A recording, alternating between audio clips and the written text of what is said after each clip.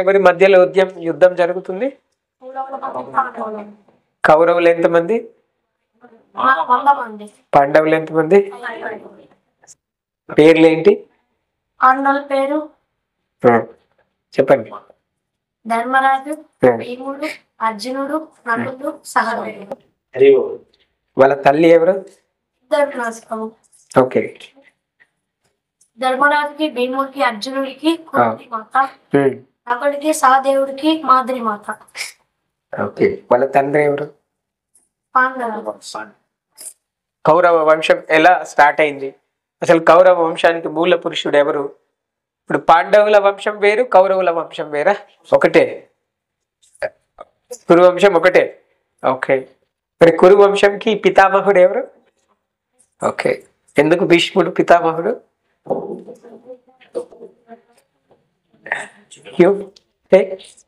నేను చెప్పాను భీష్ముడి గురించి మీకు. ఎందుకు కురువంశానికి భీష్ముడు పితామహుడు? భీష్ముడు లేకపోతే కురువంశం అనేది లేదు. ఒకవేళ భీష్ముడు గనక ఉండి కూడా जो भीष्म थे, जो भीष्म पितामह शादीशुदा हो गए तो कुरुवंश जो युद्ध हो रहा है महाभारत का और कुरुक्षेत्र में वो नहीं होता था. అదే విధంగా ఇక్కడ మనం మొదటి శ్లోకం చూస్తుంటే ఆ భగవద్గీత అనేది స్టార్ట్ చేశారు ఎవరు? ధృతరాష్ట్రుడు. ధృతరాష్ట్రుడు ఏం చేశారంటే ఆయన పిఏ ఉన్నారు పక్కన. ఎందుకంటే ఈయన గుడ్డివాడు, యుద్ధం చేయలేడు, కురుక్షేత్రానికి వెళ్ళలేడు. కాబట్టి అక్కడ ఏం జరుగుతుందో సంజయ్ని అడిగాడు, వాళ్ళ పిఏని అడిగాడు, వాళ్ళ ప్రధానమంత్రిని అడిగి అయ్యా మరి నేను అక్కడికి పోలేను, అసలు ఏం జరిగింది? ఆల్రెడీ ద యుద్ధం అనేది ఆల్రెడీ అయిపోయింది. ఇది చెప్పడం అయిపోయింది Bhagavad Gita. It is already done by Krishna. जो कृष्णा है ऑलरेडी बोल दिया है, भगवत गीता ने जो अर्जुन को बोल दिया है. फिर రెండోసారి మనకి మళ్ళీ ఈ సంజయుని ద్వారా అనా ధృతరాష్ట్రుడికి మళ్ళీ వినిపించడం జరుగుతుంది. ఇట్స్ ఆల్రెడీ హ్యాపెన్, హో చుకా హై, జరిగిపోయింది అక్కడ. అప్పుడు అక్కడ ఏం జరిగిందో ఎలా జరిగిందో మనకి ఎవరు చెప్తున్నారు? సంజయుడు చెప్తున్నారు. సో సంజయుడికి అంత శక్తి ఎలా వచ్చిందన్నా, మనం ఎలా వచ్చిందన్నాము? ఆయన వ్యాసభావుని యొక్క శిష్యుడు, అందుకోసమనే ఆ శక్తి వచ్చిందని చెప్పి మనం చెప్పుకున్నాం. అలా శక్తి వచ్చిన తర్వాత ధృతరాష్ట్రుడు అడిగిన తర్వాత ఏమయ్యా సంజయ అక్కడ ఏం జరుగుతుంది? అది ధర్మభూమి, కురుక్షేత్ర భూమి. ఆ ధర్మమైనటువంటి భూమిలో ధర్మంగా ఉన్న వాళ్ళే గెలుస్తారని ఆయనకు తెలుసు. ఎవరైతే ధర్మంగా ప్రవర్తిస్తున్నారో వాళ్ళే గెలుస్తారని ఆయనకు తెలుసు. నా కొడుకులు ఎవరైతే ఉన్నారో వాళ్ళు ఒక సైన్యంగా ఏర్పడ్డారు, నా తమ్ముడి కొడుకులు ఎవరైతే ఉన్నారో వాళ్ళు ఒక సైన్యంగా ఏర్పడ్డారు. దో చీజెస్, దో इधर एक सेना है और इधर एक सेना है, बीच में जो क्या हो रहा है, क्या हुआ है, ఏం జరిగింది, ఏం జరగబోతుంది, ఏంటి అసలు నాకు తెలుసుకోవాలని ఉంది అసలు అని అడుగుతున్నప్పుడు ఆయన అప్పుడు వ్యాస భగవానుని స్తుతి చేస్తారు. వ్యాస భగవాను స్తుతి చేసి ఆ యొక్క కృపతోటి, వ్యాస భగవాన్ యొక్క కృపతోటి అక్కడ ఏం జరిగిందో దాన్ని ధృతరాష్ట్రుడికి చెప్తున్నారు. క్యా బోల్ రే సంజయుడు? ఏసా బోల్ రే కి సంజయుడు పలికిన ఓ రాజా. రాజా అంటే ఎవరికి చెప్తున్నారు? ధృతరాష్ట్రుడికి. పాండుతనయులచే వ్యూహంగా ఏర్పాటు చేయబడిన సైన్యమును గాంచిన పిమ్మట దుర్యోధనుడు తన గురువు చెంతకు చేరి ఈ క్రింది విధంగా పలికిను. ఇంకా సిస్టమేటిక్ గా ఉన్నటువంటి ఇటు సైన్యం చూశారు, అటు సైన్యం చూసిన తర్వాత ఎప్పుడైతే ఈ సైన్యం చూసిన తర్వాత మోహితుడు ఎవరైపోయారు? అర్జునుడు అయిపోయారు. మధ్యలోకి వెళ్ళిన తర్వాత ఆ మోహితుడు అయిపోయారు. ఆ కృష్ణుడి నుంచి ఆ స్లోగాన్ వస్తుంది మనకి. పెద్ద దుర్యోధనుడు. ఈ దుర్యోధనుడు ఏం చేశారంటే వాళ్ళ గురువు చెంతకి వెళ్ళారంట. ఎవరు వాళ్ళ గురువు? కౌరవుల యొక్క గురువు ఎవరు? పాండవుల యొక్క గురువు ఎవరు? ఇద్దరికి ఒకరేనా? మరి ఇద్దరికి సమానమైన యుద్ధం ఎందుకు నేర్పించలేదు? నేర్పించారా? నేర్పించలేదా? क्यों क्यों ऐसा किया है? సో గురువు అంటే సమానంగా చూడాలి కదా. విద్యా వినయ సంపన్నే బ్రాహ్మణే గవిహస్తినో सुनी चैवश्वपाके वा पंडिता समदर्शिना। सो भगवान बोल रहे हैं कि जो पंडित ऐसा रहता है कि जो गुरु ऐसा है, टीचर ऐसा होना है कि सब लोगों को सम्मान देखना पड़ेगा, सब लोगों को सम्मान से कुछ भी है बांटना पड़ेगा, देना पड़ेगा, ఇవ్వాలా, అందరినీ సమానంగా చూడాలా, అయితేనే గురువు అన్నారు. మరి నిజంగా వీళ్ళకి పాండవులకి ఒక రకంగా కౌరవులకి ఒక రకంగా విద్య ఎసాయికి నేను చాలాసార్లు చెప్పాను, మన మనుషులు చతుర్లక్ష అని మానవ, మనుషుల్లో 4 లక్షల రకాల మనుషులు ఉన్నారంట. 84 లక్షల జీవరాశుల్లో మనుషులు 4 లక్షల రకాలు. ఈ 4 లక్షల రకాలు ఏం చెప్తున్నారు? ముండే మతిర్భిన్న. సో ముండే మతిర్భిన్న అంటే ఒక్కొక్కరికి ఒక్కొక్క రకమైన బుద్ధి ఉందట. 4 లక్షల రకాల మనుషులు 4 లక్షల రకాల బుద్ధిని కలిగి ఉన్నారట. అంటే ఒకరు ఒకరాగా ఆలోచన చేయరు. ఎవరు ఒకరాగా ఆలోచన చేస్తారో, ఎవరైతే కృష్ణ అంటే భక్తులు ఉన్నారో, ఒక ఆధ్యాత్మిక చింతన కలిగి ఉన్నారో, వాళ్ళు ఒక రకమైనట్టు ఆలోచన చేస్తారు. చూడండి, ఇప్పుడు కృష్ణ భక్తులు కూర్చున్నారు అనుకోండి, అందరు ఒకరే తిలకాలు పెట్టుకున్నారు, అందరూ ఒకేలాగా మంత్రాలు చెప్తున్నారు, అందరం ఒకే జపం చేస్తున్నాము, అందరం ఒకే భగవద్గీత చదువుతున్నాము, అందరం ఒకే కీర్తన చేస్తున్నాము, అందరం అదే ప్రసాదం తింటున్నాం. This is kind of systematic where learning. అది ఆధ్యాత్మిక చింతనలో మాత్రమే ఉంటుంది. ఎప్పుడైతే ఇలా మరి ద్రోణాచార్యుడు కూడా అంతే. ఏం చేశారు అంటే, ఎప్పుడైతే పాండవులకి ఈ కౌరవులకి శిక్షణ ఇచ్చేటప్పుడు ఒక్కొక్కరిని పరీక్ష చేశారు, ఒక్కొక్కరిని పిలుస్తూ పరీక్ష చేశారనమాట. What is your capability, me capacity ఏంటి, మీరు ఏం చేయగలుగుతారు చూసి పిలిచి ఆయన్ని వాళ్ళ తాహత్కు తగ్గట్టుగా వాళ్ళకి యుద్ధం కానీ విద్య కానీ నేర్పించారు. ఇప్పుడు నాకు ఎక్కువగా గుర్తుంచుకునేటువంటి శక్తి లేదనుకోండి, నాకు ఎక్కువ చెప్పినా కూడా గుర్తుండదు కదా. So it is not usable, అది యూస్ఫుల్గా ఉంటుంది.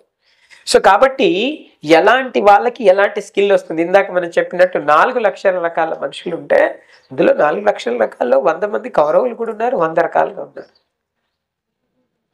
ఎప్పుడైతే మనం అనుకున్నామో మూల పురుషుడు ఎవరు? కౌరవ వంశానికి శాంతనుడు. ఎవరు? శాంతనుడు. ఎప్పుడైతే శాంతనుడు తను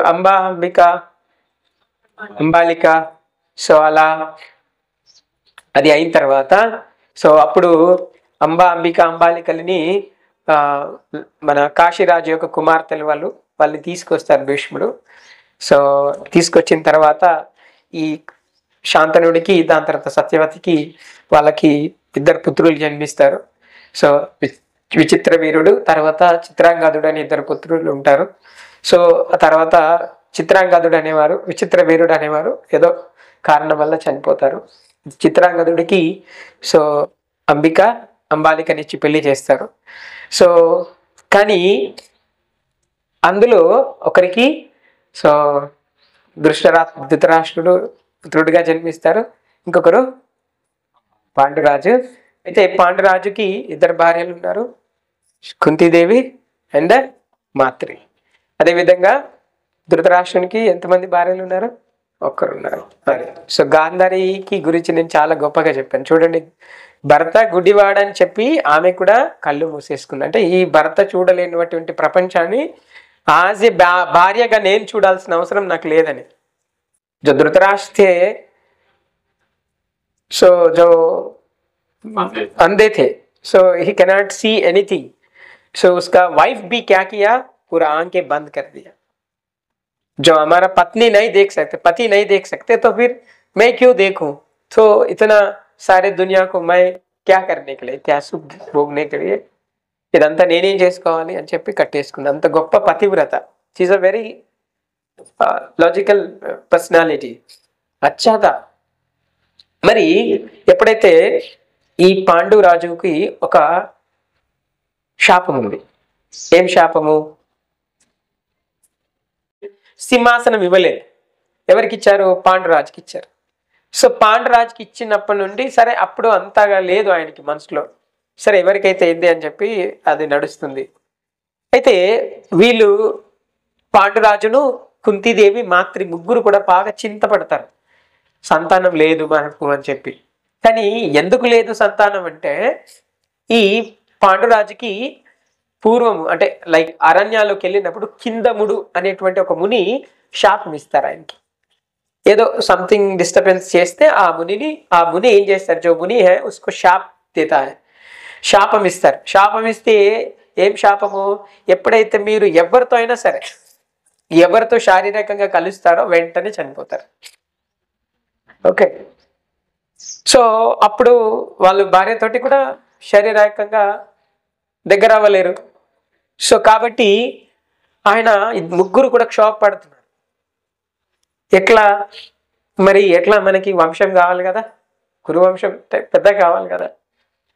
అప్పుడు ముగ్గురు కూడా తపస్సుకి వెళ్ళి తపస్సు చేస్తూ ఉంటే ఇంకా ఏం చేయాలో అర్థం అవ్వట్లేదు, ఎలా పిల్లలు పొందాలో తెలియట్లేదు. దేవికి పూర్వము కుంతి భోజుడు అనేటువంటి తండ్రి, యాక్చువల్లీ ఆయన ఏమంటారు దత్తత తీసుకున్నటువంటి తండ్రి అవునా. ద్రుపదుడు అనేటువంటి వారి యొక్క యాక్చువల్లీ ఆయన కుమార్తె, ఆయన కుంతి భోజుడికి దత్తత ఇస్తారు ఆమెని. ఆ కుంతి భోజుడు దాని ద్వారానే ఆమెకి కుంతి అనేటువంటి పేరు వచ్చింది. ఈ కుంతిదేవి ఏం చేస్తుందంటే ఎప్పుడు ఏదో ఆలోచనలో ఉండేది, మంచి మంచి సాత్విక భావన కలిగినటువంటి ఆమె. అయితే ఒకరోజు వాళ్ళ ఇంటికి రాజు అయిన వాళ్ళ నాన్న దుర్వాసన ముని వస్తారు. ఎవరు వస్తారు? దుర్వాస మునికి. ఆయనకి బాగా కోపం ఎక్కువ కొద్దిగా. అప్పుడు చెప్తారు వాళ్ళ నాన్న, అమ్మ నువ్వు ఈ దుర్వాస మునికి సేవ చేయాలి అని చెప్తే ఆ దుర్వాస మునికి ఎప్పుడు సేవ చేస్తుంది. ఆ సేవకి మెచ్చి దుర్వాస ముని ఏం చేస్తారంటే ఒక వరం ఇస్తారు ఆమెకి. మీరు ఎవరితోటి శారీరకంగా సంబంధం లేకున్నా కూడా మీరు ఈ మంత్రం చెప్పి ఎవరిని కోరుకుంటే వాళ్ళు మీకు ప్రత్యక్షమై మీకు బిడ్డని ప్రసాదిస్తారు అని చెప్తారు. అర్థమైందా? समझ में आया? जो कैसे एक वर प्रदान करते हैं దుర్వాసన ముని ఏమి ఇస్తారు, ఏమంటే ఒక మంత్రం ఇస్తారు ఆయన. ఈ మంత్రం అమ్మ మీరు ఎప్పుడు పఠించినా సరే, ఎవరిని తలుచుకొని పఠించారనుకోండి ఆ దేవతడు వస్తాడు.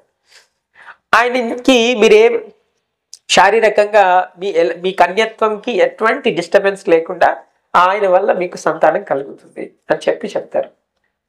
అప్పటికి కుంతిదేవి వయసులో ఉంది, చాలా మనసు చాలా ఆందోళనకరంగా ఉంది. ఆమె ఏం చేసిందంటే ఈ మంత్రం పనిచేస్తుందా ఎలా ఉంటుందో చెక్ చేయాలని చెప్పేసి ఏం చేసింది, ఆ మంత్రాన్ని సూర్యదేవుని ఒకరోజు పొద్దున్న చూస్తే సూర్యుడు చాలా అందంగా కనిపిస్తాడు. అలా ఆనందపడి, అంటే ఆ ముచ్చటమైన రూపాన్ని చూసి ఆనందపడి మంత్రం చెప్పిస్తుంది.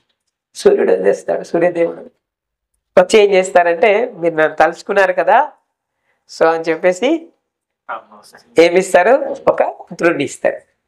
అప్పటికే ఆమె పెళ్లి కాలేదు, కన్య.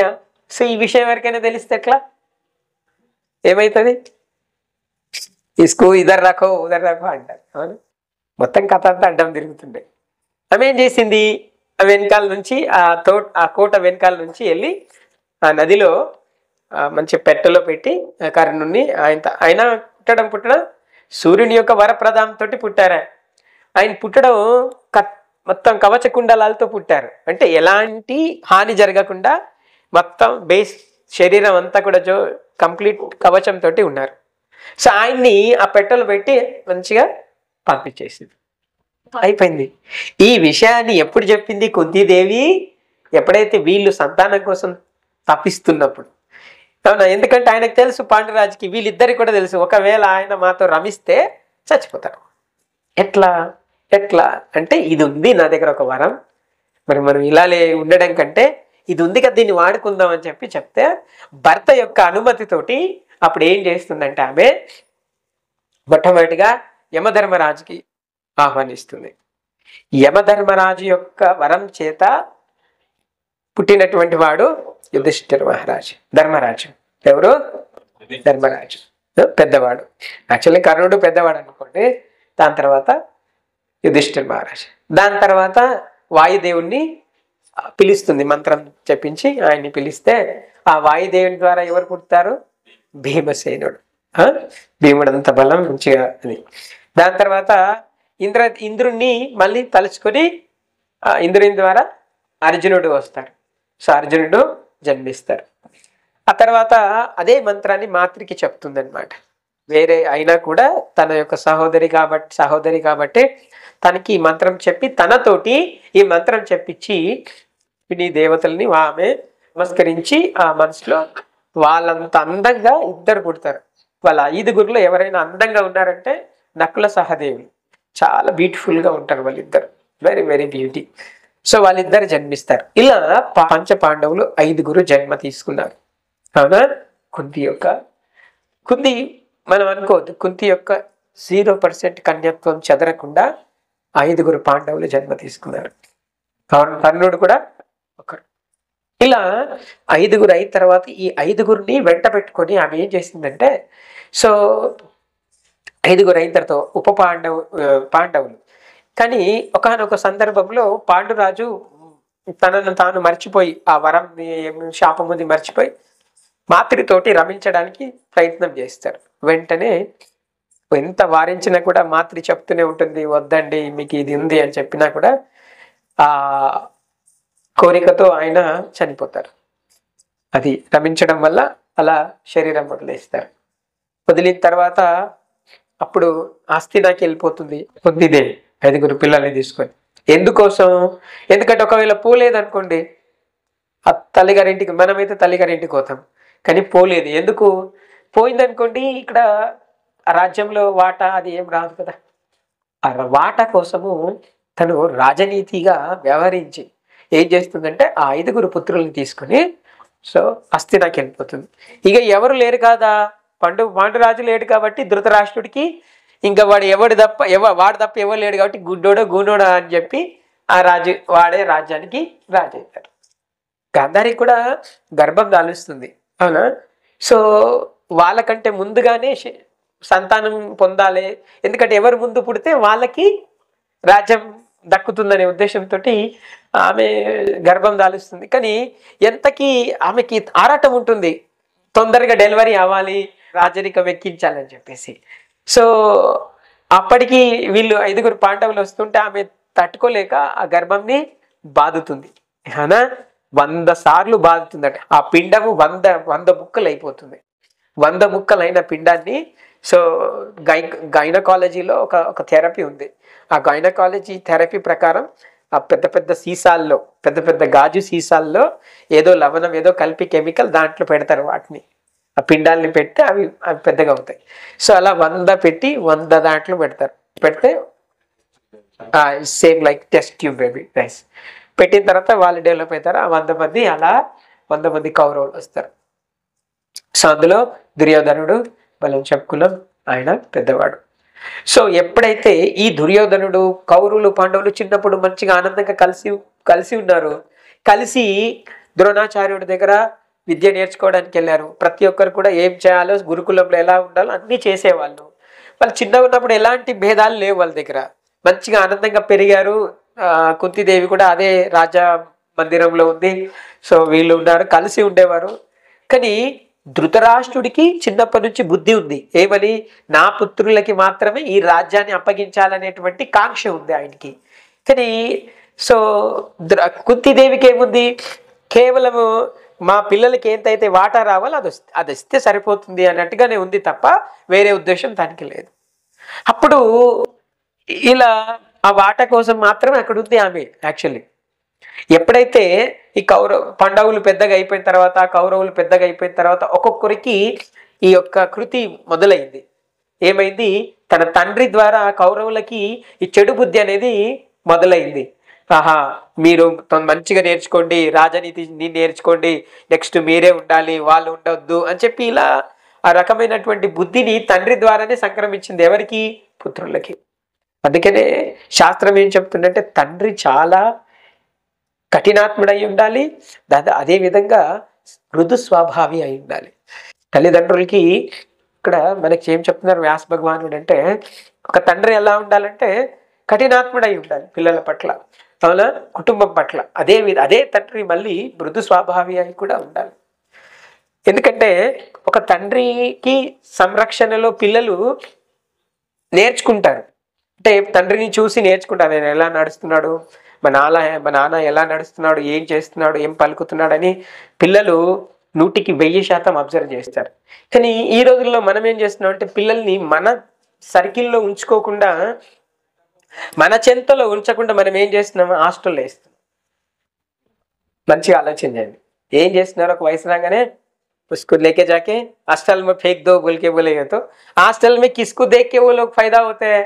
जो हॉस्टल वार्डन को, जो आस्टन में जो रहता आस्टन का जो क्या रहता वो, नहीं वो सिक्योरिटी गार्ड रहेगा और क्लर्क रहेगा, वो खाना पकाने वाला है, खाना देने वाला, वो लोगों को देख के जो वो लोगों को सिम्टम्स उसको पसंद में आता वो उसको देख के वो पैदा होता है, వాళ్ళని చూసి పెరుగుతాడు. కానీ అలా కాదు, పిల్లలు ఎలా ఉంచాలి అంటే మన సంరక్షణలో ఉంచాలి, ఆడపిల్లలైనా తల్లి పిల్లలైనా మగ పిల్లలైనా. So when we are coming, so మేము వస్తున్నప్పుడు మా కృష్ణ నన్ను అబ్జర్వ్ చేసినట్లనే చూస్తున్నారు. So I'm coming very fast driving, is thinking that my father is going very speed అని అనుకుంటున్నాడు ఆయన. మా నాన్న ఇంతకడ స్పీడ్గా పోగలుగుతాడా? That means the inspiration is going to transform to children by the parents itself. తల్లిదండ్రుల ద్వారానే ఆదర్శవంతమైనటువంటి ప్రణాళికలు, ఆదర్శవంతమైనటువంటి చర్యలు అనేవి తల్లిదండ్రుల ద్వారానే పిల్లలకి ట్రాన్స్ఫర్ అయితే అవి చాలా చక్కగా ఉంటాయి. భౌతికమైనటువంటి ధృతరాష్ట్రుడు చేస్తున్నటువంటి తప్పుని మనం అందరం చేయొద్దు.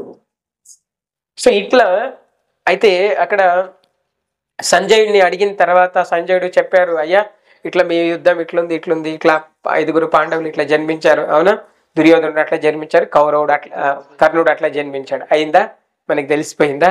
దాని తర్వాత ద్రోణాచార్యుడు వాళ్ళ గురువు ఒక్కొక్కరిని చూస్తూ టెస్ట్ చేసుకుంటా వాళ్ళకి విద్య నేర్పడం మొదలు పెట్టారు. దుర్యోధనుడు కూడా నేను అర్జునుడికి విలువిద్య నేర్పిస్తున్నప్పుడు నేను దుర్యోధనుడు ఏమంటారంటే నేను అర్జునుడి కంటే మంచిగా విలువిద్య చేస్తా అని చెప్పినప్పుడు ద్రోణాచార్యుడు పిలిపిస్తారు. పిలిపించి చెట్టు ఉందా? ఉంది. ఏం కనిపిస్తుంది?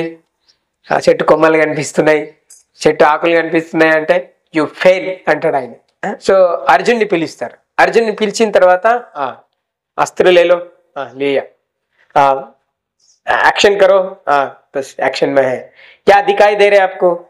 देखता बोलते हैं क्या दिख रहे आपको? मेरे को जो కబూతర్ హై ఉస్కా ఆంఖ్ దిఖ్ రహే, నాకు ఏదైతే పావురం ఉందో ఆ పావురం యొక్క కన్ను మాత్రమే కనిపిస్తుంది. నిజమా? షూర్ షూర్, చలో మార్దు, మార్దేతా. సో అందరిని పిలుస్తారు. ఒకడు కొమ్మ కనిపిస్తుంది అంటాడు, ఒకడేమో కాండం కనిపిస్తుంది అంటాడు, ఒకడు ఆకు అంటాడు, ఒక పువ్వు అంటాడు, ఒకడు ఏమో అంటే అందరు ఫెయిల్యూర్ అయిపోతారు. అలా ఒక్కొక్కరి యొక్క స్థితిని, ఒక్కొక్కరి యొక్క క్వాలిఫికేషన్స్ ని బట్టి యుద్ధం నేర్పిస్తారు. అప్పుడు చెప్తారు దుర్యోధనుడికి, you are not a capable person that you can handle ధనుర్విద్య. కుంతిదేవి చాలా సార్లు తిడుతుంది, నువ్వు ధర్మరాజువి, నీకు పేరు ధర్మరాజు అని పెట్టాము, నువ్వు ఏమరా, నీ యొక్క వ్యసనంతో నా యొక్క వంశంని మీరు ఆ యొక్క జూదంకి తీసుకుపోయారు, జూదం ఆడారు. జూదం ఆడడమే కాకుండా మీరు ఏం చేశారు, ఇంకా మీరు మీ యొక్క భార్యని ద్రౌపదిని దాంట్లో పెడతారా అని ఇప్పుడు మనకి ఏదైనా మన పిల్లలు ఎవరైనా ఇబ్బంది ఏదైనా అయి వస్తే ఇంట్లోకి వచ్చి తల్లికి చెప్తే అలా అమ్మ పోయి తిరిగితే చూడండి, పోయి ఈయన తప్పిందైనా కూడా ఇన్ని అంటది, బయట కూడా ఉరుతారు మన వాళ్ళు ఊర్లలో, ఈ టానా టానా టానా అని ఉరుతానే ఉంటారు తెలుసా. అట్లనే ఉంది కుంతిదేవి కూడా ఉంటుంది. మీకు బుద్ధి లేదారా? మీకు బుద్ధి ఉందా లేదా? అసలు మీకు బుద్ధి ఉండి మీరు పోయి ఆ యొక్క మాయాజూదం ఆడతారా? ఒకవేళ ఆడితే మీరు ద్రౌపదిని దాంట్లో కూడా భార్యని బెట్టిగా పెడతారా అని చెప్పి కూడా తిడుతుంది. పోయి అన్నలకు పోయి తిడితే ఏమని తిడుతుంది అంటే, ఏమయ్యా నువ్వు భీష్ముడివి, పితామహుడివి, కౌరవ వంశంకి నువ్వు ముసలుడివి, నీకు కూడా బుద్ధి లేదా? నువ్వేమనవా? నువ్వు అనద్దా? అరే కనీసం అరే పిల్ల ఎందుకు ఆడుతున్నారా పోయి అనద్దా? పోనీ అనలేదు కాదు, పోనీ ఆ భార్యని విడిచుకొస్తూ ఉంటే నీ మనమరాల్ని ఇక్కడ వ్యవస్థ చేస్తూ ఉంటే చూస్తూ కూర్చుంటావా నువ్వు? ఆ ద్రోణాచార్యుని తిడుతుంది. ద్రోణాచార్యుడు కూడా అందులో, ఏమయ్యా ద్రోణాచార్య, నువ్వు ఇద్దరికి చిన్నప్పటి నుంచి గురువువి, నీకమ్మనే ఎత్తి పని చేయలేదా? నువ్వు కూడా అలాగ చూస్తూ కూర్చుంటే ఇట్లా తిడుతుంది అనమాట. ఫ్లోలో మనం తిడతాం కదా, ఇక మన వాళ్ళు తిడతారు ఊర్లో బయట, అట్లనే తిడుతుంది, ఆవేదన చెందుతుంది. గాలే దేరే అరే యార్ అప్ దిమాగ్ నే క్యా కర్ రే, ఏం జరుగుతుంది, మీరు ఏం చేస్తున్నారని. ఆ తర్వాత కృష్ణుని అంటుంది, ఏమైనా నువ్వు పరమాత్మ. కృష్ణుని కూడా తిడుతుంది. కృష్ణుడు అంటాడు ఏమన్నా, ఇప్పటి వరకు కృష్ణుడికి రాలే చర్చ. అంత భౌతికమైనది అటాచ్మెంట్, ఇవన్నీ గాఢమైనటువంటి అటాచ్మెంట్స్ ఇవి. కుంతిదేవికి, కౌరవులకి, పాండవులకి, ద్రోణాచార్యుడికి, భీష్ముడికి, ఇవన్నీ they are the attachments. But Krishna is not attachment person. అందరినీ తిడుతుంది అనమాట. అలా తిట్టిన తర్వాత ఒక డౌట్ వస్తుంది. ఆ మధ్యలో ఈ క్లాస్ చెప్తున్నప్పుడు కొంతమందికి డౌట్ వచ్చింది. దీన్ని మళ్ళీ కంటిన్యూ చేద్దాం, ఎందుకంటే దాని గురించి పూర్వం మనకు తెలియాలి కాబట్టి, దాని వృత్తాంతం తెలియాలి కాబట్టి. ఒకడు ఏమంటాడంటే, ఊకోవమ్మా, నువ్వు చెప్పొచ్చినావు కానీ ఈ యుగం ఏమి ద్వాపర యుగంలో, ఈ యుగంలో ఎక్కడైనా జరిగిందా? ఒక్కొక్కరికి 2-3 భార్యలు ఉన్నారు కరెక్టే, కానీ ఒక భార్యకి 5 భర్తలు ఉన్నారు. ఏమి మాట్లాడుతున్నావమ్మా నువ్వు? మీ 5 పుత్రుల దగ్గర 5 పుత్రులకి ఒక్క భార్యని నువ్వు ఏమమ్మా పంచుతున్నావు? నువ్వేం మాట్లాడుతున్నావు? మాకు చెప్తున్నావు పోయి 5 భర్తల్ని కలిగి ఉండమని చెప్పి నువ్వేమా బాను అని చెప్తున్నారు. ఎక్కడైనా ఉందా ధర్మమా అది? ఒక స్త్రీ 5 భర్తల్ని వరించడం అది అది అది ధర్మమా? అన్నటువంటి జీవనం. It is completely it's not complementary. అది ఇట్లా చిక్కులతో కూడుకుంది కాదు. ఎవరికైతే ఆధ్యాత్మికమైనటువంటి జ్ఞానం ఉందో, ఎందుకు మరి ఆ ఎడల భీష్ముడు ప్రశ్నించలేదు, ఆ ఎడల ద్రోణాచార్యుడు ప్రశ్నించలేదు, ఆ ఎడల ఎంతో మంది మునులు ద్రౌపది అలా సహజీవనం చేస్తుంటే 5 ఎందుకు ప్రశ్నించలేరు? ఎందుకు ఆ క్వశ్చన్ అనేది రాలేదు? ఎందుకు మన లాంటి వాళ్ళకు వస్తుంది అంటే, మనకు అలాంటి ఆలోచన ఉంది. ఎందుకంటే ఆమె గురించి మనకు తెలియదు పూర్తిగా, ఆ ద్రౌపది గురించి మనకు తెలియదు కాబట్టి. जो द्रौपदी है उसके बारे में आपको मालूम नहीं है, इसलिए अपन जो बोल रहे हैं कि वो कुछ ऐसा होता है क्या? కేవలం సాక్షాత్తు భగవంతుని యొక్క డ్రామా యాక్టింగ్ లో ఉన్నటువంటి వాళ్ళంతా, ద్రౌపది, పాండవులు, కౌరవులు, ద్రోణాచార్యుడు, భీష్ముడు, కర్ణుడు, వీళ్ళంతా భగవంతుడు ఆడిపిస్తుంటే ఆడుతున్నారు. అంతా acting. That you doing acting actually. అప్పుడైతే ద్రౌపదికి పూర్వము తను శివుని యొక్క భక్తురాలు పూర్వ జన్మలో. ఆమె ఏం చేస్తుందంటే బాగా తపస్సు చేస్తుంది. తపస్సు చేస్తే శివుడు ప్రత్యక్షం అవుతాడు. అయితే ఆమెను ఏం వరం కావాలా అని కోరుకుని షార్ట్గా చెప్తున్నాను. అప్పుడు ఆమె చెప్తుంది, నాకు బలంగా ఉండేటువంటి పర్సన్ నాకు భర్తగా కావాలి. అట్లనే మంచి సౌందర్యం, ఇంకా ఆయన కంటే సౌందర్యవంతుడు ఎవడు ఉండకూడదు, అలాంటి వాడు నాకు భర్తగా కావాలి. అట్లనే ధర్మంలో ఆయన్ని మించి ఎవరు ఉండకూడదు, అసలు అబద్ధం ఆడద్దు, అట్లాంటి ధర్మాత్ముడు నాకు భర్తగా కావాలి. సో దాని తర్వాత విద్య. సో విద్యలో ఆయన రాజవిద్యలో ఆయన మించి ఎవరు ఉండకూడదు, అట్లాంటి విద్యావంతుడు నాకు భర్తగా కావాలి. అలా అంటే అప్పుడు శివుడు చెప్తాడు, ఇట్లా అన్ని క్వాలిటీస్ ఒక్క దగ్గర ఉన్నవాడు ఎవడు ఉంటాడమ్మా? భగవంతుడు ఉంటారు సాక్షాత్, కానీ మీరు భగవంతుని అడగలేదు. అంత కథ కృష్ణుని చేరాలంటే వేరే ఎట్లా మరి? ఇప్పుడు అది యాక్సెప్టబుల్ కాదు, నెక్స్ట్ జన్మలో మీకు అది సాధ్యమవుతుంది అని చెప్తారు. అప్పుడు అలా వరం ఇచ్చి శివుడు అయిన తర్వాత నెక్స్ట్ తర్వాత జన్మలో ఆమె ద్రౌపద కుమార్తెగా ద్రౌపదిగా జన్మించిన తర్వాత ఆమెకి ఆ భగవంతుడు ఇచ్చిన వరం ఏదైతే ఉందో అది ఇప్పుడు ఇలా చెందుతుందనమాట. యాక్చువల్లీ ఈ 5 కూడా శివ అంశలే. దాని తర్వాత ఈ 5 వాళ్ళ నుంచి జన్మించారు కదా, ధర్మరాజు నుంచి, మన యమధర్మరావు నుంచి, వాయుదేవు నుంచి, ఇంద్ర నుంచి, అలా వాళ్ళంతా శివ అంశలే అనమాట. సో ఆమె ఏం చేస్తుందంటే, ఆ ధర్మానికి ప్రతీక ఎవరు? ధర్మరాజు, అవునా? బలానికి ప్రతీక ఎవరు? భీముడు. దాని తర్వాత విద్యలో గొప్పవాళ్ళు ఎవరు? అర్జునుడు. సౌందర్యంలో నకులుడు, సహదేవుడు. ఇలా ఒక్కొక్కరు ఉంటుంది. కానీ మరి ఎలా మీరు అయితే ఈ రాజు ఎవరైతే ఉంటారో ద్రుపద మహారాజు, ఆయన వీళ్ళు ఏముంటారంటే వనవాసంలో ఉంటారు. పాండవులు ఎప్పుడు ఉంటారు? వనవాసంలో ఉన్నప్పుడు ఏం చేస్తారంటే ఆ యొక్క బ్రాహ్మణుల్లాగా మారి, క్షత్రియులే కానీ బ్రాహ్మణుల వేషంలో అలా తిరుగుతున్నప్పుడు ఒక దగ్గర ఈ ద్రౌపదికి సంబంధించి ఏం జరుగుతుంది? స్వయంవరం జరుగుతుంది. అక్కడ ఈ స్వయంవరంలో అందరూ ఒక బాణం ఉంటుంది, మీరు చూసుంటారు సినిమాలు. పైన గోల్డ్ కలర్ చాప తిరుగుతూ ఉంటుంది, కింద ఒక తొట్టి ఏర్పాటు చేయబడింది. దాంట్లో చూస్తూ పైకి ఆ శస్త్రాన్ని సంధించాలి. ఎవరైతే అలా చేస్తారో వాళ్ళకి ద్రౌపదినిచ్చి పెళ్లి చేస్తా అని చెప్పేసి వాళ్ళ నాన్న పెడతారు. అప్పుడు అందరూ పెద్ద పెద్ద గొప్ప గొప్ప రాజులు అందరూ చుట్టుపక్కల అందరూ వస్తారు. అందరూ వెళ్ళి ఆ అస్త్రాన్నే లేవట్టలేకపోతారు. అది శివుడి యొక్క అస్త్రం, అయినా లేవట్టలేకపోతారు. అప్పుడు అందరు అయిపోయిన తర్వాత బ్రాహ్మణ వేషంలో ఉన్న అర్జునుడు పోతాడు. పోతే అందరు నవ్వుతారు, హే ఒక క్షత్రియులు మా వల్లనే కాలేదు, హే నువ్వు ఆఫ్టర్ ఆల్ బ్రాహ్మణుడివి, నీ వల్ల ఏమవుతుందని చెప్పేసి ఎగతాళి చేస్తాడు. ఎగతాళి చేస్తే ఆయన వెళ్ళి సునాయాసంగా వెడమ చేత్తో ఆ అస్త్రాన్ని లేవట్టి నారిని తీసి కట్టి ఆ శస్త్రం పెట్టి ఎక్కుపెట్టి ఇలా దాన్ని కొట్టేస్తాడు. అప్పుడు ఆమె కూడా హ్యాపీ అయిపోతుంది. ద్రౌపది హ్యాపీ అయిన తర్వాత ఓకే పెళ్ళి అవుతుంది. పెళ్ళి చేసుకొని ఇంటికి తీసుకుపోతారు. వాళ్ళ అమ్మ లోపట ఉంటుంది, మంచిగా ఆలోచించండి. ఇంటికి తీసుకుపోయిన తర్వాత లోపట ఉంటుంది. అప్పుడు వాళ్ళ అమ్మకి చెప్తారు, అమ్మ మేము ఈరోజు ఒక సర్ప్రైజ్ భిక్ష తెచ్చామంటారు. భిక్ష తీసుకొచ్చామని చెప్తారు అనమాట. అంటే సర్ప్రైజ్ గిఫ్ట్ అని అర్థం.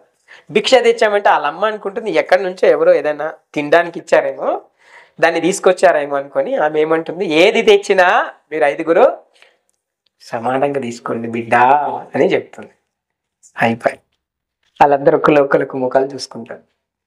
అరే ఎట్లా మనం తెచ్చిందేమో వస్తువు కాదా మనిషి.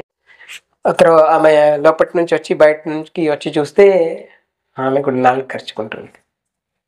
కానీ ఆమె మహాపతివ్రత, నా నుంచి వచ్చింది తప్పదు అది ఎలా.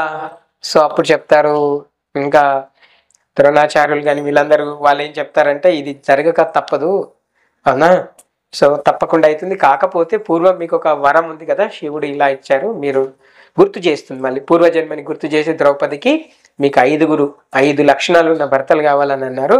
ఆ 5 లక్షణాలు ఉన్న భర్తలు ఇదిగో వీళ్ళే. వారు ఒక్కరే కానీ 5గురుగా డివైడ్ అయ్యారు. అది మీ వరం కోసం, మీరు భక్తి అంత తపస్సు చేశారు కాబట్టి అలా అని చెప్పి, మరి ఎలా పవిత్రీకరించబడడం, ఒక భర్త నుంచి ఒక భర్త దగ్గరికి వెళ్ళేటప్పుడు ఎలా ద్రౌపది అంటే, ఒక్కొక్క భర్త దగ్గర ద్రౌపది సంవత్సరం కాలం పాటు ఉండేదట. ఎంత? 1 year. అయితే ఆమెకు ఒక వరం ఇచ్చారు శివుడు, ఎప్పుడైతే తన ఒంటి మీద నీళ్లు పరుచుకుంటుందో ఆమె మళ్ళీ కన్యగా మారిపోతుంది. అర్థమైందా? సో ఆమెకు అట్లాంటి వరం ఉంది దానికి. ఎప్పుడైతే తన శరీరం మళ్ళీ స్నానం చేస్తుందో మళ్ళీ తను కన్యలాగా మారిపోతుంది. సో అట్లా ఒక భర్త నుంచి ఇంకో భర్త దగ్గరికి వెళ్ళేటప్పుడు ఆమె సంపూర్ణ శిరోదక స్నానం చేసిన తర్వాత అలా మళ్ళీ ఒక కన్యగా మళ్ళీ ఇంకొక భర్త దగ్గరికి వెళ్ళింది. అలా దాని పట్ల ఇంత ధర్మాత్మమైనటువంటి విచారణ ఉంది చూడండి కదా. తెలియని వాళ్ళు ఏదో అంటారు, అరే ఏమరా ఒక భర్తకి ఒక భార్యకి ఇంతమంది భర్తలు అట్లా అని అంటారు. And it is there in that. అంటే ఎందుకు ఇది జరుగుతుంది అంటే, వాళ్ళ సాత్వికులు ఎవరైతే తపస్సు చేస్తారో, ఎవరైతే సాధన చేస్తారో, ఎవరైతే కర్మ చేస్తారో, అది తప్పకుండా ఈ జన్మలో కాకుండా నెక్స్ట్ జన్మలోన అది మిమ్మల్ని వరిస్తుంది. అందుకోసమనే చాలా జాగ్రత్తగా కర్మ చేయమని చెప్తున్నారు. చాలా జాగ్రత్తగా వినాల్సిన వాటి గురించి వినుమని అంటున్నారు శాస్త్రంలో.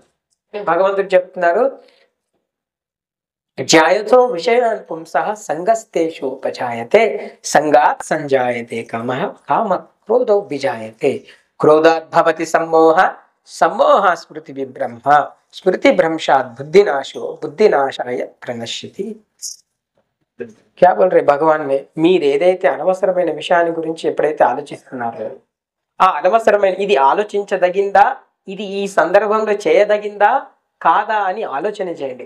ఒకవేళ ఆ సందర్భంలో అది చేయదగింది కాదు, ఆ సందర్భంలో ఆలోచించదగింది కాదు, అది మీరు చేయకూడని పని అయినా కూడా మీరు దాని పట్ల ఎక్కువగా వ్యామోహం చెంది దాని పట్ల అది ఎత్తుపెట్టి చేయాలని కనుక అనుకుంటే, అది కాని పక్షంలో అది క్రోధంగా మారుతుంది, కోపం వస్తుంది. ఆ క్రోధం ఏమవుతుందంటే స్మృతి మీకు భ్రంశం అయిపోతుంది. అంటే స్మృతి అంటే మీరు ఏం ఆలోచించాలో మీకు తెలియదు. మీ జ్ఞాపకంలో ఉన్నటువంటి తల్లి తండ్రి చుట్టుపక్కల బంధువులు వైరాగ్యాలు ఏవి మీకు స్మృతికి రాని పక్షంలో ఏమవుతుంది, స్మృతి భీంషణ స్మృతి భ్రంశాత్ బుద్ధి నాశ, బుద్ధి నశించిపోతుంది. బుద్ధి నశించిపోయి బుద్ధి నాశాత్ యత్ ప్రణశ్యతి అధోగతి పాలైపోతావు అని చెప్పి భగవంతుడు చెప్తున్నాడు. అదే జరిగింది ఆయన విషయం. అదే జరుగుతుంది మన జీవితంలో కూడా.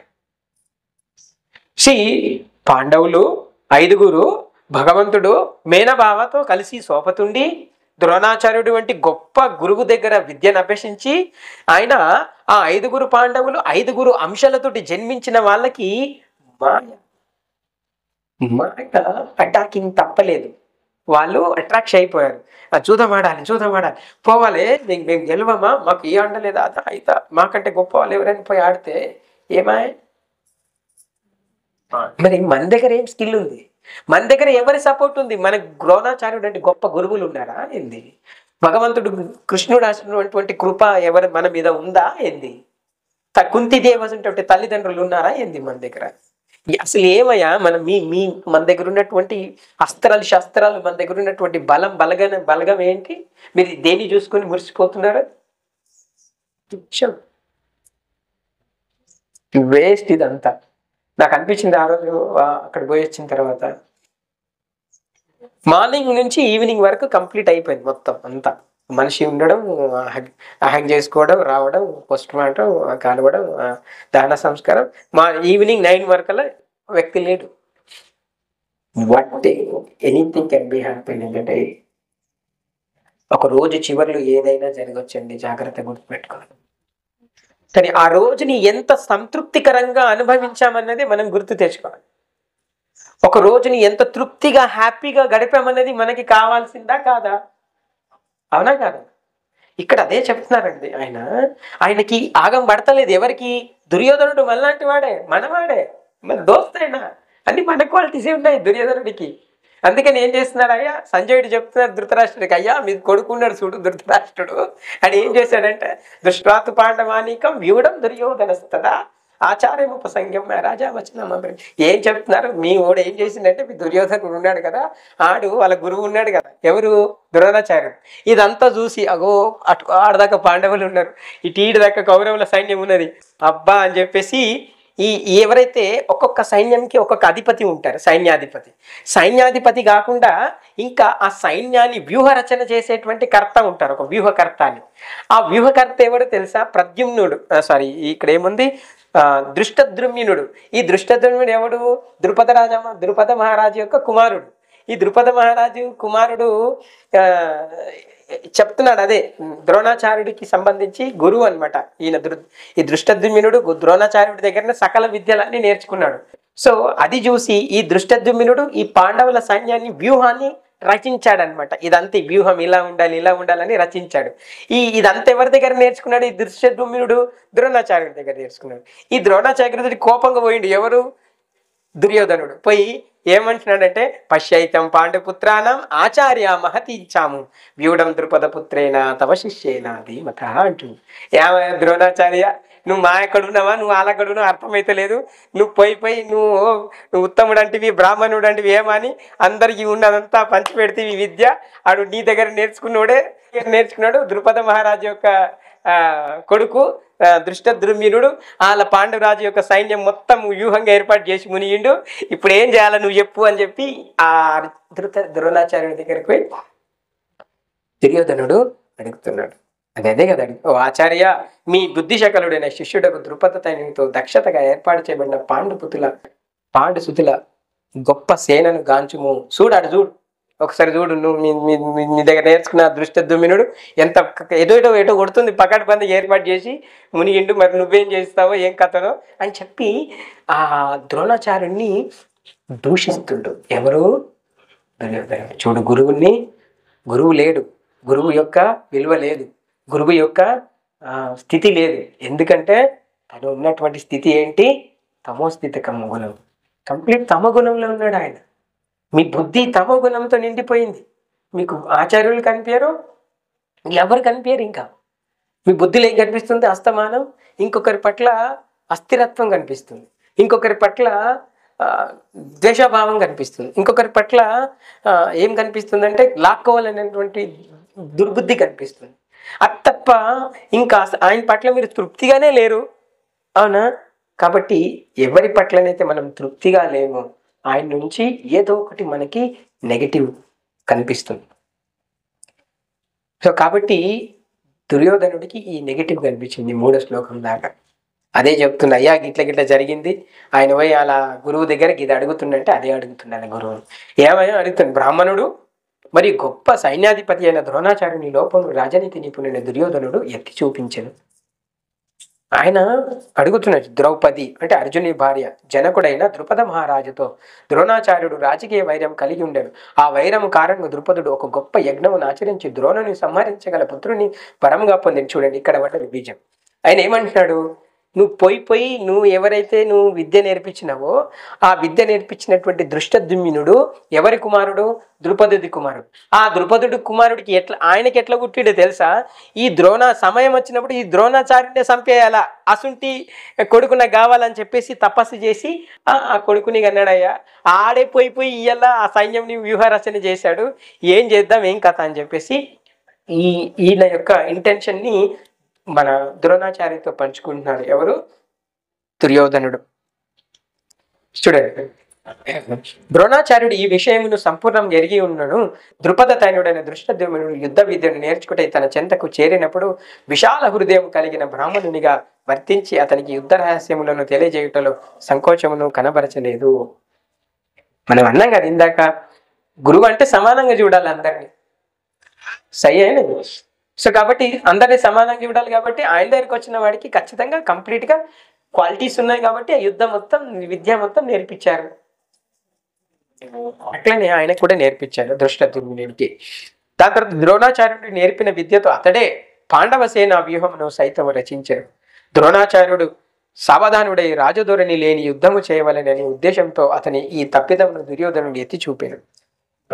ప్రియతమ శిష్యులైన పాండవులయ్యడ యుద్ధరంగమున అతడు అదే విధంగా మృదు స్వభావంతో వర్తించరాదని తెలియజేయుటను దుర్యోధనుడు ఉద్దేశమై ఉండేది. ముఖ్యంగా అర్జునుడు అతనికి ప్రియతముడును మరియు తెలివిగలవాడు అయిన శిష్యుడు. యుద్ధమునందు అటువంటి కనికర భావము అపజయమును దారితీయనని దుర్యోధనుడు హెచ్చరించాడు. అంటే ముందే వచ్చిందనమాట. యాడ నువ్వు మీ శిష్యుడు అని చెప్పి, అర్జునుడు నాకు బాగా ప్రియశిష్యుడు అని చెప్పి ఆయన కోసం ఏకలవ్యుడి దగ్గరికి వెళ్ళి ఏకలవ్యుడి యొక్క ఏలుని అడిగినటువంటి నువ్వు యాడ కరిగిపోయి ఆయనతో బాగా స్ట్రాంగ్ వేయాల్సిన బాణాలని పుల్లలు ఎక్కేస్తావో, చిన్న బాణాలు వేసి యుద్ధం సరిగా చెయ్యవో అని చెప్పి ముందే హెచ్చరిస్తున్నాడు. ఎవరు, దుర్యోధనుడు. యాడ మా గురువు ఆయన చేయకుండా వాళ్ళ పక్షం ఆలోచన చేసి మెల్లమెల్ల వేసినట్టు యాక్టింగ్ చేస్తా అని యాడ చేస్తాడో ఈయన అని. అవునా, ఎవరు, ద్రోణాచార్యుడు. ఎందుకంటే ఆయన గురువే. ఆయన వీళ్ళందరికీ కౌరవులకి పాండవులకి ఈ సృష్టిలో ఉన్న ఏకలవ్యుడి తారీఖులు మొత్తం విద్య అంతా ఆయన నుంచి వచ్చింది. ఆయన్ని గురువుని జయించే శిష్యుడు ఉంటాడు ఎవడైనా?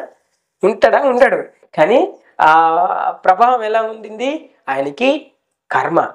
అందుకని మనం అన్నాం, ఎప్పుడైతే కృష్ణుడు చెప్తున్నారు, ఇప్పుడు ఇంకా కృష్ణుడు ఏమంటున్నారంటే, ఏమయ్యా అప్పుడు कृष्ण कुंती देवी बोल रहे आप परमात्मा है, सो आप सब लोग आपका बच्चे लोग है पांडव है, वो लोग जाके జూదా ఆడుతున్నప్పుడు మీరు ఎందుకు ఆపలేరు అన్నప్పుడు, మీరు ఆపచ్చు కదా, ఆపే మీ పరమాత్ముడే, कृष्ण वंदे जगत गुरु है, आप क्यों नहीं आप प्रोटेक्ट किया है, पहले आप क्यों नहीं प्रोटेक्ट किया है. అప్పుడు ఏమంటారు భగవంతుడు అంటే, పైలే నేను ప్రొటెక్ట్ చేయలేను, నేను పైలే తిడుతున్నాను, పైలే నేను ఉన్నానని చెప్పి పైలే అలాగ తెలియద్దా? తెలియాలా లేదా? వాళ్ళకి తెలియాలి కదా. ఎవరికి? పాండవులకి. లోక మాలం హోనా అయినా. మీరు మొట్టమొదటిగా ముందే భగవంతుడు మీరు ఆపొచ్చు కదా అని మీరు నన్ను అంటున్నారు.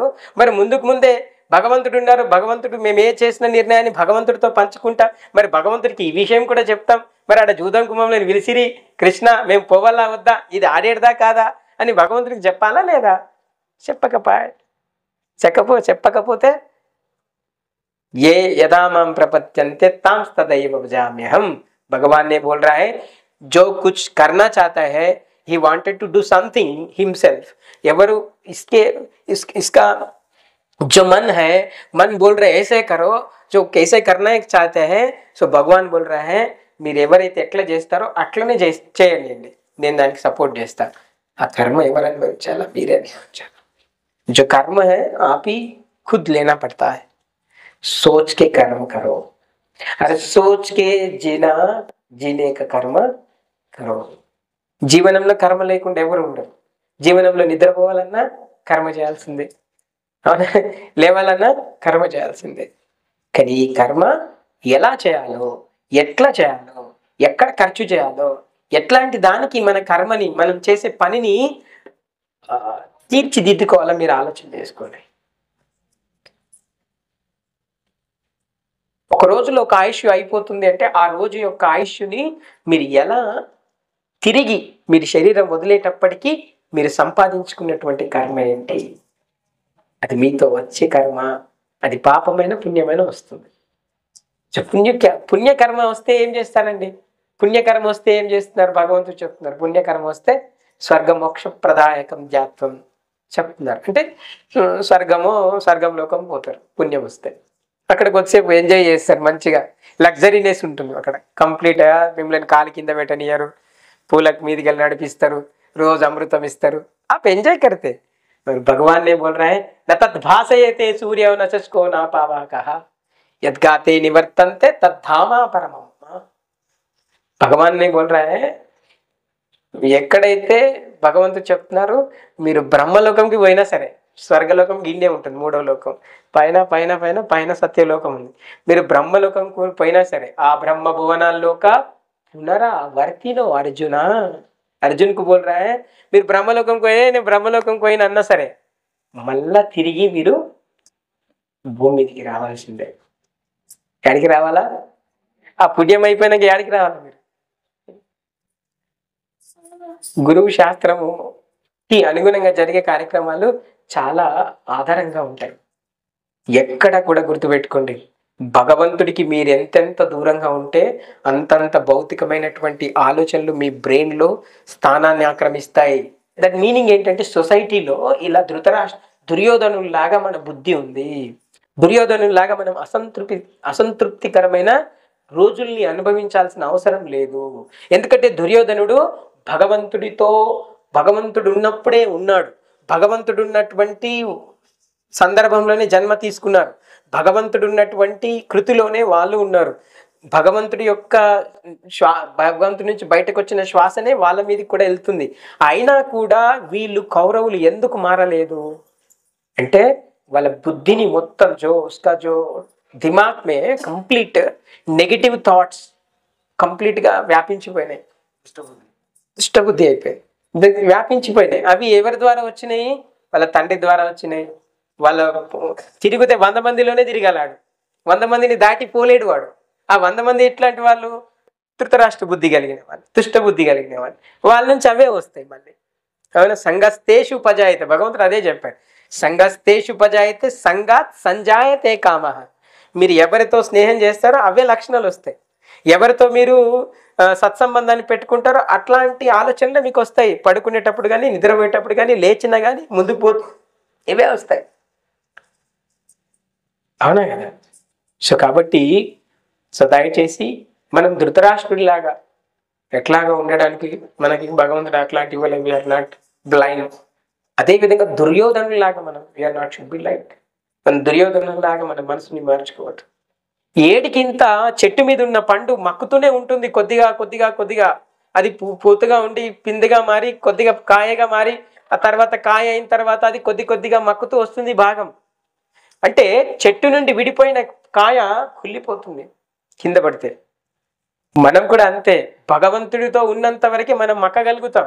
భగవంతుడితో ఉంటేనే, భగవంతుడి ఆలోచన మన మనసులో ఉంటేనే, భగవంతుడి యొక్క స్మరణ మన మనసులో ఉంటేనే, భగవంతుడి యొక్క కైంకర్యంలో మనం సేవలో ఉంటేనే మనం పండగలుగుతాం. మన సాధన పరిపక్వత వస్తుంది. ప్రతి ఒక్కరిని మంచి పాజిటివ్తో చూడగలుగుతాం, ప్రతి ఒక్కరిని కూడా హృదయంతో పలకరించగలుగుతాం, ప్రతి ఒక్కరిని కూడా హృదయానికి హత్తుకోగలుగుతాం, ప్రతి ఒక్కరి యొక్క ఈ సమాజాన్ని లేకుంటే మన ముందు కనిపిస్తున్న ప్రతి దాన్ని అదే భావనతో చూడగలుగుతాం. Because entire thing in your brain it is occupied with positive energy. So that positive energy also focused. మీరు సినిమా థియేటర్లోకి వెళ్తే వెనక నుంచి ఒక ప్రొజెక్టర్ ఉంటుంది, ప్రొజెక్టర్ నుంచి ఫోకస్ వస్తుంది కదా. ఆ ఫోకస్ ఎలా వస్తుంది? ఏదైతే రీల్ ఫోకస్ మీద తిరుగుతుందో అదే రీల్ తెర మీద కనిపిస్తుంది. అట్లనే మన యొక్క బ్రెయిన్లో ఏదైతే మనం నిక్షిప్తం చేశామో అది బయటకు వచ్చి కళ్ళ ద్వారా కనిపిస్తుంది, మన ఇమాజినేషన్ లోపట వస్తుంది.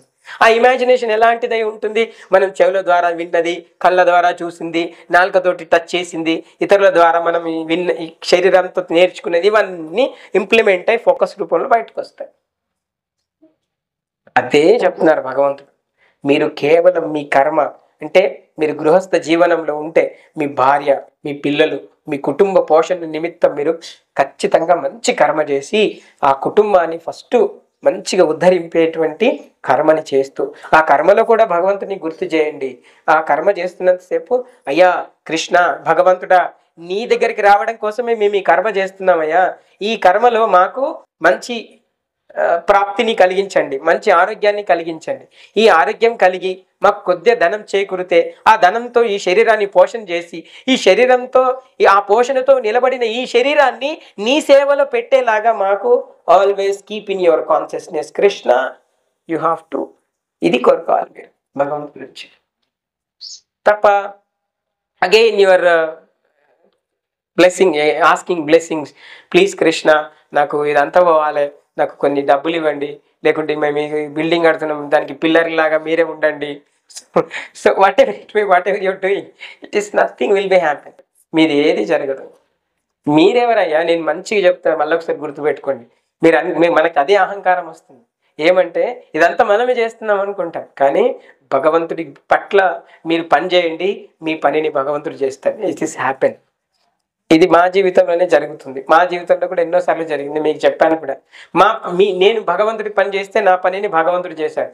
మీరు మీ పని అనుకొని మీరు భ్రమపడితే మీ పనిలో చిటికెన వేలుగా ఏం పెట్టాడు భగవంతుడు. మీరు అర్థించాల్సి వస్తుంది, దిక్కులు చూడాల్సి వస్తుంది. అయ్యా యాడున్నావయ్యా, జర చూడయ్యా. Nothing. When you are into Krishna consciousness, when you are doing something, మీరు పెద్దగా చేయాల్సిన అవసరం లేదు. మీ శక్తి కొలది మీరు ఏదైతే చేస్తున్నారో దాంట్లో భగవంతుడు ఖచ్చితంగా ఏదో ఒక రోజు మీ మనసు నిండిపోయి పొర్లిపోయేంత తృప్తిని భగవంతుడు సిద్ధం చేసి ఉన్నారు. Just wait and see. Just wait करो, सहनम, वेस्ट वेट చేయండి. भगवान का काम आप करो, आपका खुद काम भगवान करेगा. भगवान इसलिए बिजी है कि आपका काम में जुड़ा हुआ है, क्योंकि आप भगवान के काम में जुड़ा है. जो आपके भगवान के बारे में आप सोच कर रहे हैं, तो आपके लिए भगवान सोच करेगा ना, डेफिनेटली करेगा. భార్య గురించి భర్త ఆలోచించినప్పుడు భర్త గురించి భార్య కూడా ఆలోచిస్తుంది. This same connection with Bhakt and Bhagwan, just the same.